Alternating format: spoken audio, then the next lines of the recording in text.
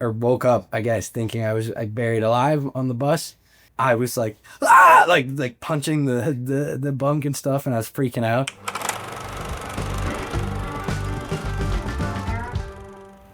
Touring, as of right now, that is like that is my favorite thing because it's extremely real, and it's really easy to see all the numbers and the comments and like whatever else and track your data and whatnot. But those are real people, and having like real moments with real people that show up and share their stories with me is, yeah, that is like the best. That's the reason why I do any of this stuff.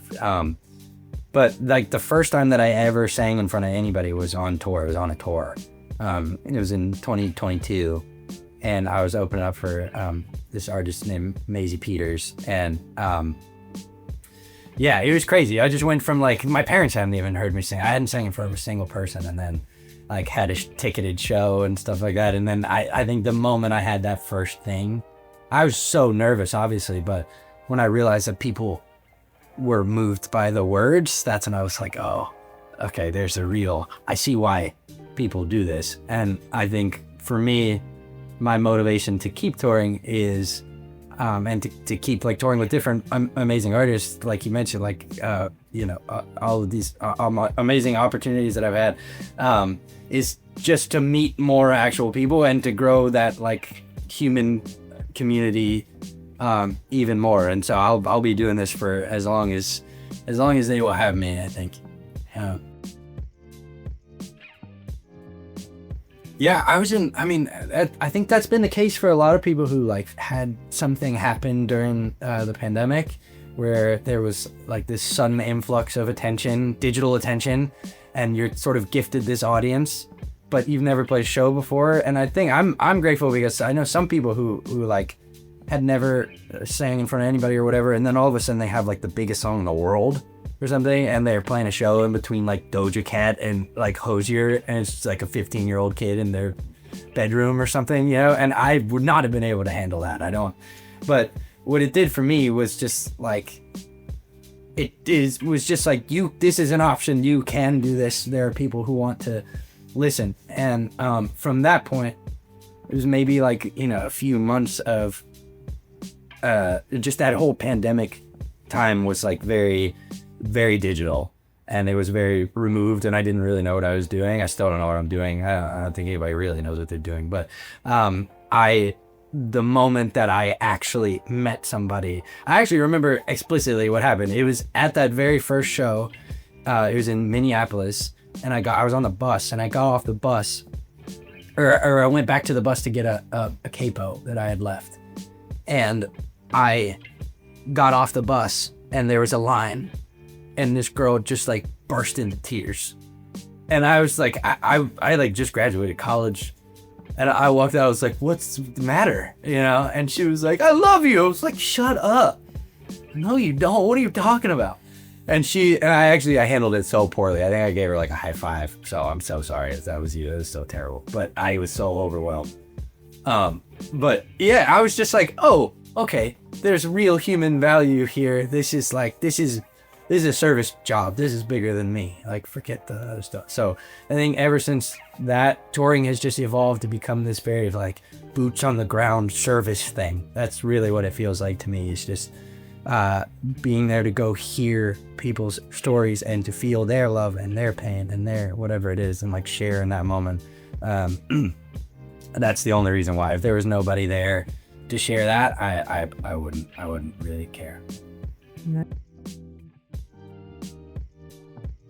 On tour, there were a few. The first time that I toured, it was kind of like throwing a baby in a pool. It was like, which I'm not condoning that. I don't know the right technique for teaching a baby how to swim, for the record, whatever. But my press person isn't mad at me. It was done. We'll pull it back. But I basically, it was like, I just went from absolutely nothing into like, here's 500 people, figure it out. So I think it was like a culture shock at first, and I didn't know how to make myself feel at home. Here's another story. Wow, I haven't told any of these stories.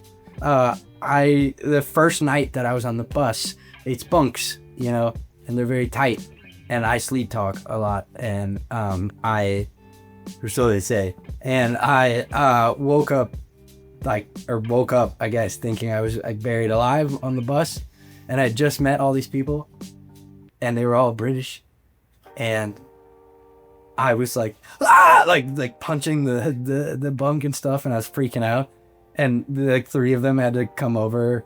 It was like all the like lovely British women on the bus came over. They're like, "It's all right.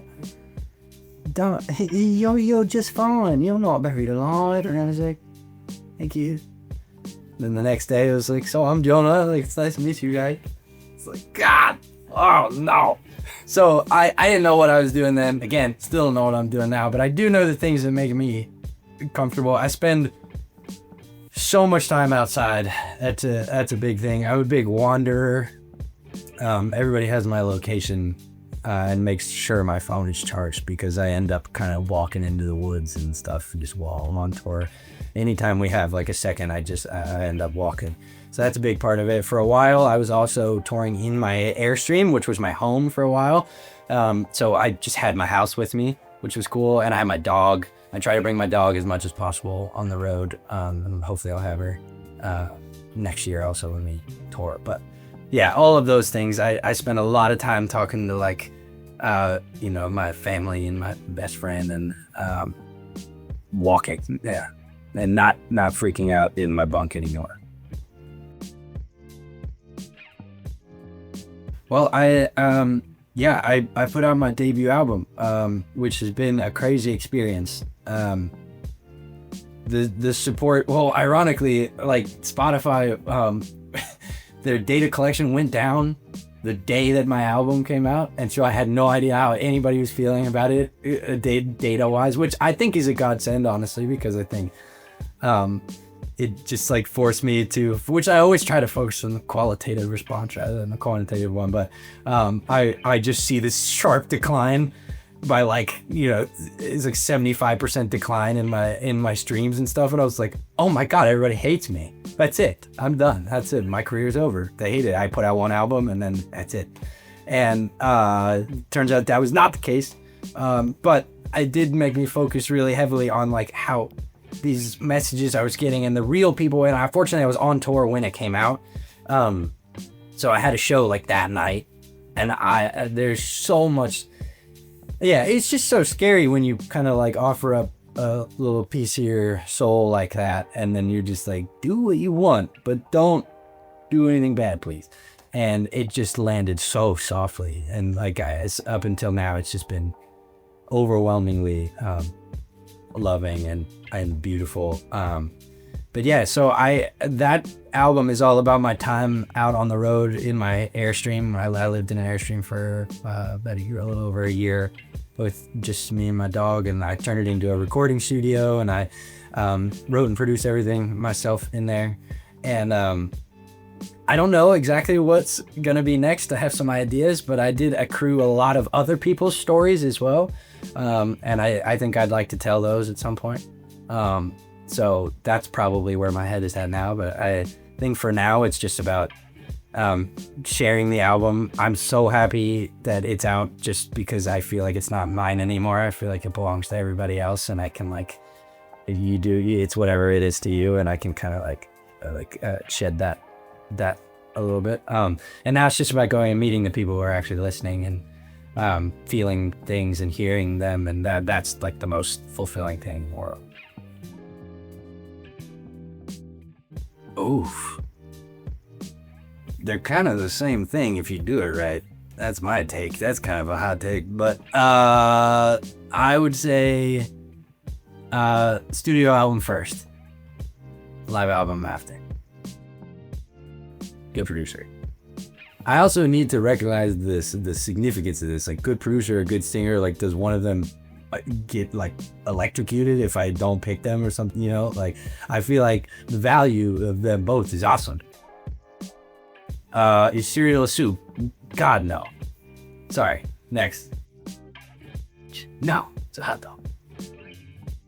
No, it's a hot dog. No, it's yogurt. much. No. Peanut butter has liquid in it. If you have a natural peanut butter, you have all that stupid stuff on it.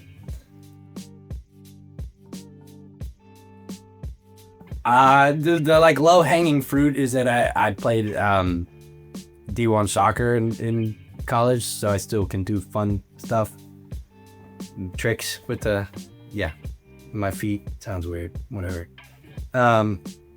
But other than that, I love escape rooms. I'm like, it's like my favorite thing ever, and I think I'm like strangely good at them. As I have an affinity for that. I'm really good at watching people's dogs. My biggest influences, the first one was my grandfather. My grandfather was a professional musician, and he played in a band with a guitarist named Danny Gatton, who's one of the most incredible guitarists of all time. And he used to show me videos of Danny and his first band. I just thought it was cool. And my grandfather, I idolized him completely.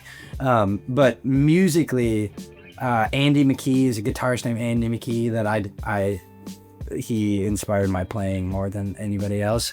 And then currently it's Adrian Lenker is a huge one. Jason Isbell. It's much more lyric heavy.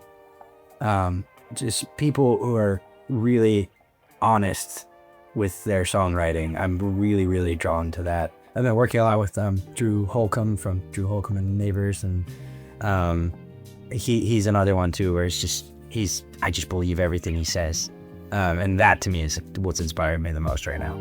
Hey stunning people, if you want to get into the Salt Lick groove, head over to our channel page and get clicking. Tons of good stuff.